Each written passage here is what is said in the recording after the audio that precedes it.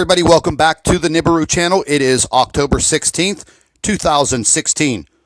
Last night, I was a special guest on the Front Porch radio show on iHeartRadio.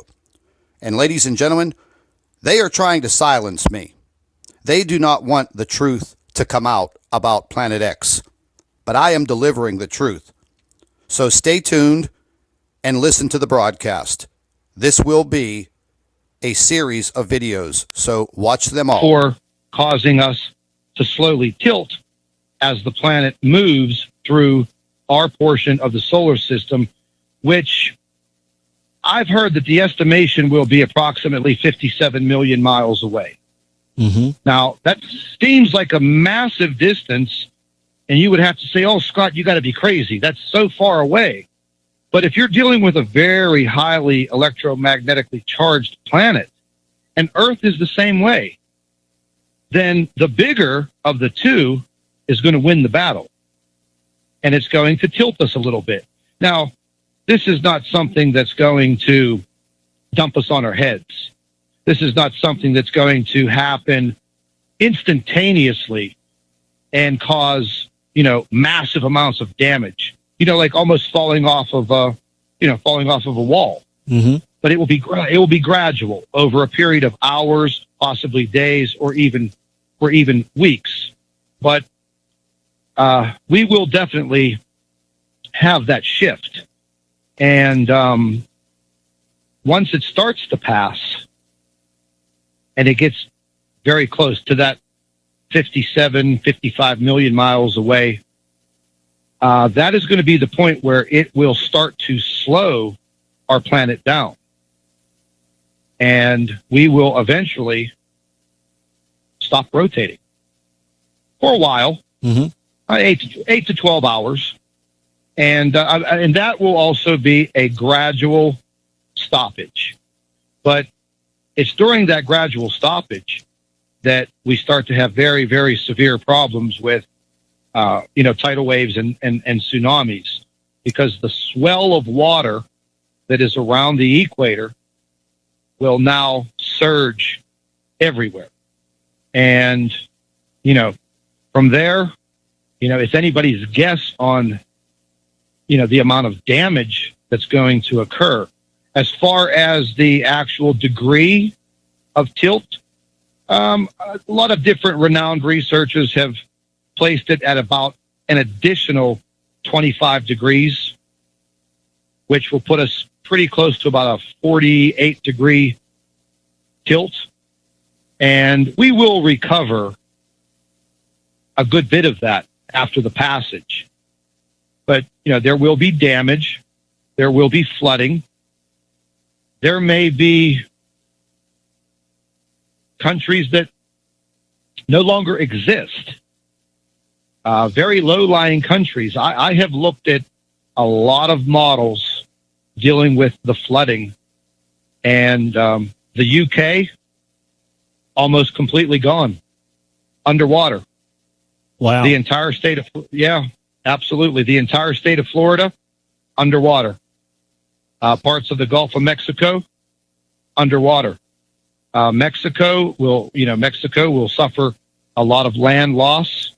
The same applies for the whole continent of South America, except for the mountainous regions. And this goes on and on and on all the way around the earth. And then we have another issue.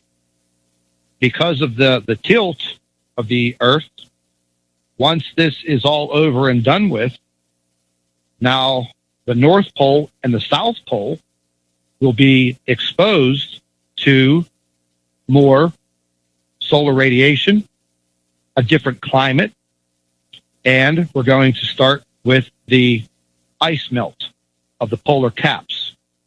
Now, that will happen over time, but you're going to notice a very high level of rising water over a period of time, approximately 700 to 1,000 feet.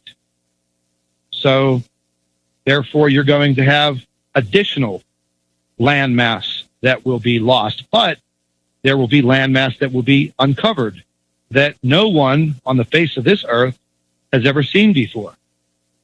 Now, let me ask you this. With that happening, especially in the polar caps, where there has been just eons of years of glaciers and such, inside that, there is going to be, because they uncovered, it was about 15 years ago, I guess, when a certain area had started melting, they found an actual girl. She was about 13 years old, and I can't remember where this was at, but it's all over the internet. I saw that. Yeah, and she had been preserved because it was almost like she was instantly frozen, and they were able to, do an autopsy on her and found, certain diseases in her. They also found a teenage boy, not in the same area, but in the same way, and he had this certain mushroom around his neck. And when they did, it was tied with a piece of rawhide or some sort of cat gut string, I think is what it was. But it was a dried mushroom that was around his neck, and you could tell where he had been eaten on this mushroom. And when they did the autopsy on him, they found that he had a strain of strep throat that is not common to the world today. And this mushroom that he had around his neck that he had been eaten on, they went into the study on it and found that it was a very, very high antibiotic. So this guy was sick and knew it and was eating on this mushroom to heal his sickness. So my question is, when they find these strange strains of viruses and bacteria that's going to be melted away and then exposed into our atmosphere, is it possible that we could start seeing ancient diseases and ancient viruses come back that we've never seen in say thousands of years? Absolutely, most definitely. There are scientific papers that I've read that talk about where some of our sicknesses and illnesses and plagues have come from, and they come from space.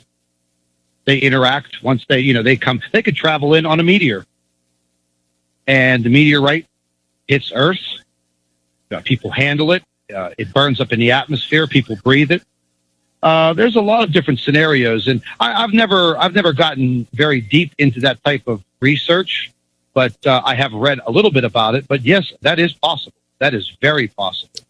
Wow. I mean, the same applies when they uncover mummies, Egyptian mummies, and there is a very high risk of certain toxins and disease when uncovering these sarcophagus in these pyramids. There was a case back in the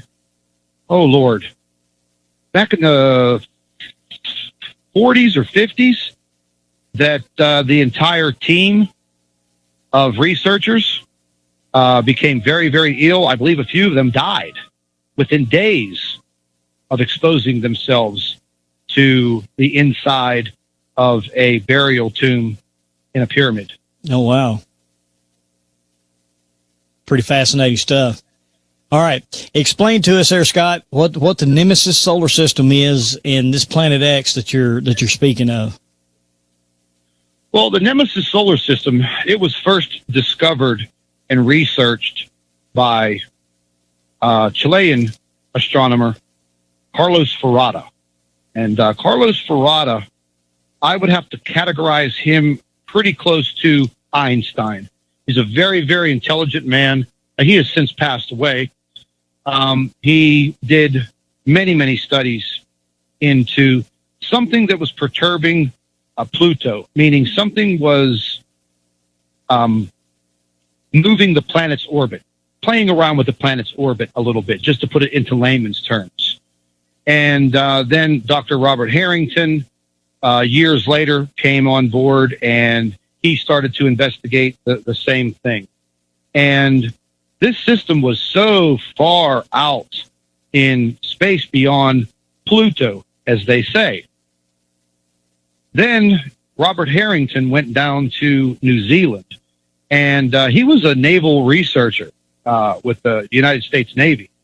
And he went down to New Zealand, where he can have the most southerly point to look south into space, because that was where this brown dwarf star was supposedly coming up from. Ladies and gentlemen, you just listened to part 4 of the Nibiru channel interview on the Front Porch Radio Show on iHeartRadio. Stay tuned for part 5.